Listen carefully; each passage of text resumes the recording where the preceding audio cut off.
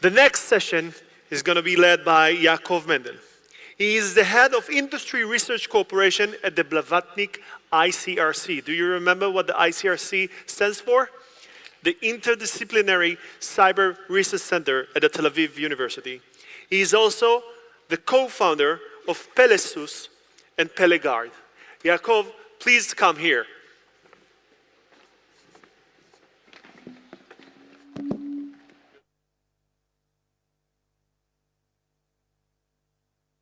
Hello and good afternoon, everybody. So this part of the session will be about thinking big. What does that mean with cybersecurity? Thinking big is thinking differently.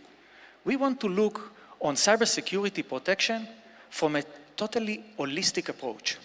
We already been seeing that if there is a cyber attack starting in one location, and this area is protected, what will happen? The attack will continue to the next location, and from them, in very fast time, even in few hours, to the rest of the world. How we can address this? Especially with billions of IoT-connected devices, we need to think differently in this protection of creating a much more secure world. Saying so, I would like to invite our first speaker for this session, Ms. DeFiore. She is the Chief Information Security Officer at GE Aviation. So, Deneen, welcome to the stage, please.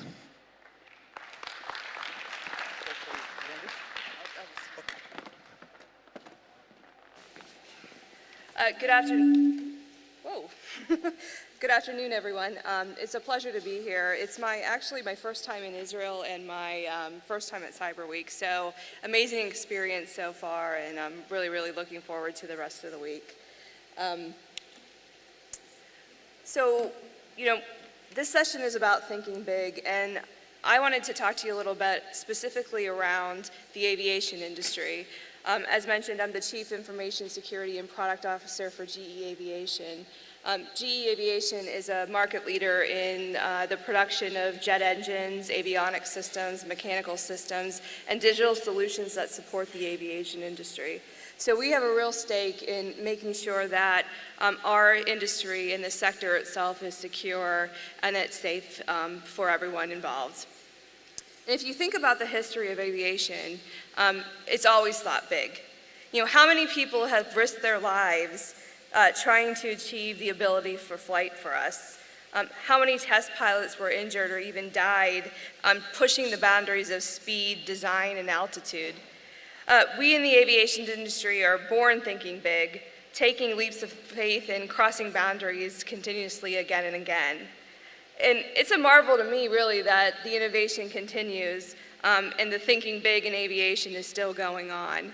We've had innovations in lighter weight materials that are reducing fuel burn on our aircraft, reducing maintenance costs and enabling efficient and longer routes. There's the capabilities around engine analytics and performance analytics that are making our assets perform better. The innovations in passenger and entertainment experience, and the list goes on and on and on. And all these innovations are really enabled by digital applications and solutions. And in every industry, there's a rush to the market to get those solutions pushed out.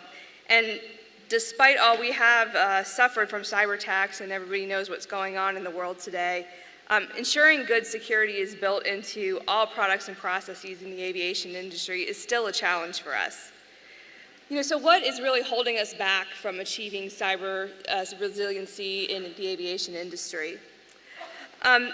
I think in GE Aviation, we do a good job of protecting our data and our network and even our products. But GE products do not operate alone. We are part of an ecosystem, one that's becoming more and more increasingly digitally enabled. Planes, if you think about it, are flying networks. They're enabled by digital positioning systems, digital solutions within the airports, digital air traffic management systems, and ground systems, and the list goes on through the supply chain as well. You know, the dependencies in aviation are pretty profound. The airline is dependent on the airframer, who's dependent on the engine maker, who's dependent on the avionics provider, as well as the rest of the supply chain. The airlines and airports are equally dependent on each other to be cyber secure and resilient. Whether we want to or not, we share in each other's risks. And regardless of who you are in the aviation ecosystem, if you don't try to raise the capability and posture of security of everyone in everyone in the aviation ecosystem, then you've decided to accept that risk, and you may suffer some impact from a cyber incident. It's just a fact. As complex as the aviation system, ecosystem really is, it struggles with the concept of shared risks. The analogy in the banking world is that one institution can't be deemed too big to fail. But if you think about it in the aviation sector, everyone's almost too big or too important to fail. So let's kind of take a look at the drivers for cybersecurity risk in the aviation industry. Digital technologies, I mentioned, are reshaping aviation today. Solutions that optimize airline network operations to predictive maintenance on aircraft to increase performance, to certifications that are based on analytics versus manual methods that were in place previously. The threats continue to evolve rapidly. I don't have to tell this audience that. Most people, when they think of aviation, they think of the plane as the primary risk. And while that is true and it is a big risk, you also need to think about all the increasing dependency of the digital systems on the operations of the airlines and the airports. That's actually more concerning to me. If there's an issue with some of those systems, we can have a ripple effect and impact a global travel across the world very easily. The other thing that's happening is pilots, crew, maintenance engineers are really interacting, and connecting to the aircraft in more complex ways now.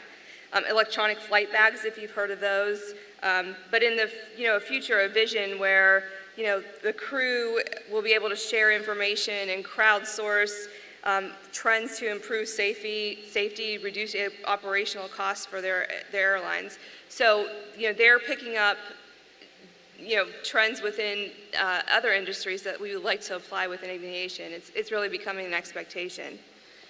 And, passengers are bringing devices that are more and more compute capable, and the expectation around wireless connectivity is the same as it would be if you were on the ground. The market is demanding that, so we have to address it. The other thing that's a real risk driver in the aviation industry is that, the pace, when you think about it, the pace of technology measured in from a hacker's perspective is minutes or days. In aviation, it's years. To maybe change one line of code in an avionics system, it may take months to years of requalification of the system. And that really gives our adversaries an asymmetric advantage. I mean, it's unfortunate, but that's the reality of our situation. So in such an interdependent industry as aviation, we really think about things with a couple different tenets. All the members of this community really believe that cybersecurity can't be treated as a competitive advantage. When you fly, you expect safety, and you expect to land safely. Cybersecurity is just one component of that safety plan. So we really treat the concept of elevating the posture of cybersecurity as a shared approach versus a competitive advantage. One of the other things that I can't emphasize enough is that collaboration within the industry is imperative. And it's not just between a few companies, it's between the entire industry and at a global level. Our assets are big, they're mobile, people are mobile, moving places, right? So we have to make sure that we're addressing the whole entire ecosystem from end to end. So collaboration is really required across the board. So we are working on a few things together. We're collaborating on best practices such as standards for connecting to non-trusted services like gate links, cellular networks that you may have, and Wi-Fi networks in the airports, things like that. Also, we're working on standards for logging that need to be from a baseline of capability from the aircraft to the ground system, so we can have a common baseline and approach to detect anomalies and threats, no matter who you are or where you are in the world. We're also working together on some standards around secure interoperability, so creating a framework and governance that really ensures that there's trust between the partners in this ecosystem, that we're able to exchange data securely, and it's from a trusted source. The other thing that we really want to emphasize in the aviation industry is around standards and governance. Every country has their own risks, cyber risks and safety risks around cybersecurity, and every country and region has regulatory bodies that are working on cyber standards. But again, our ecosystem is mobile, our industry is pervasive, and it needs to be harmonized across the globe. So we're really trying to work as an industry through those regulating bodies like the FAA, the EASA, to make sure that we have a standard and common approach to the baseline of cybersecurity that every member of this community would be held to. Another key tenet that is really, really, I think, important to the success of any risk reduction in cybersecurity is around threat sharing. Threat information has to be shared across the industry. If an attacker is going after one company in the sector, they're probably going after another one that's similar. It's just the facts. So we've been able to build trusted relationships within the industry, and a good success story is the Aviation ISAC, so Information Sharing and Analysis Center. GE was a founding member, and I'm on the board of directors, and I really kind of can't say enough about the success of the organization. We have, I think about 44, just about, or maybe under 50 members globally across the world that are members of the aviation industry, such as airlines, operators, OEMs like myself, airframers, and service providers, even people like that provide catering services to the airlines. And we work on things together. We share threats in real time. We have a platform that allows that to happen. We make sure that we are socializing and harmonizing the threat actors in our sector, and that everybody has access to that information. We're doing research and understanding emerging attack vectors as, again, the industry evolves and changes and moves more towards a digital solution enablement.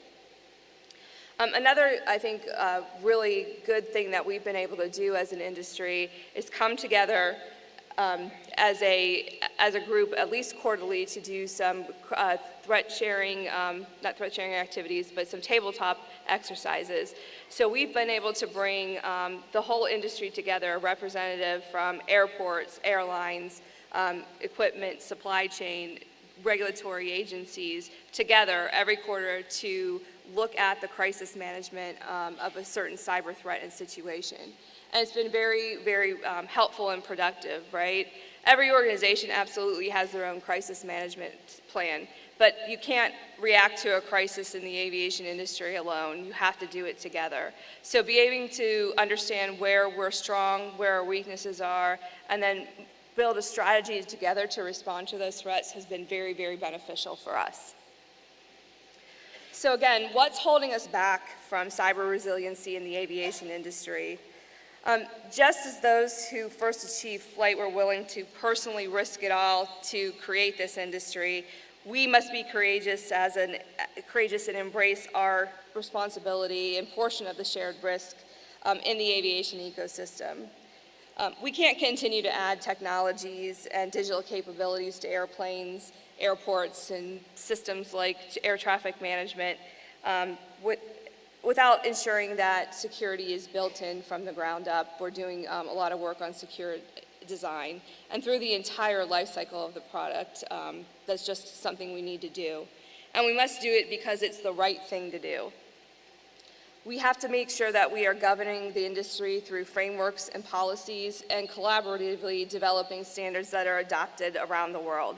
There's no other way to do it in the aviation sector. We have to make sure that we are continuously analyzing and understanding our threat as it's evolving so quickly.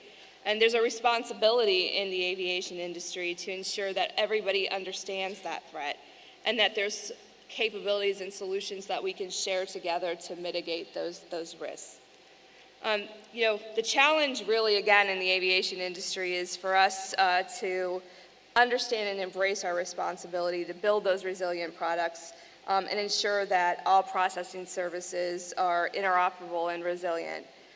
We need to continue to securely invent the future of flight, to lift people up, and to bring them home safely. Thank you very much.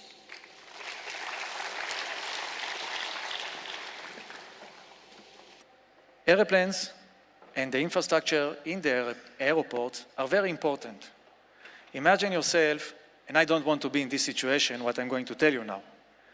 Sitting in an airplane, all of us flying very frequently here, and you hear the pilot voice saying,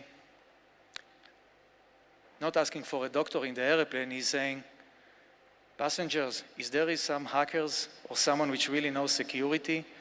We have been attacked, the airplane, and I need someone to know to control it and help me.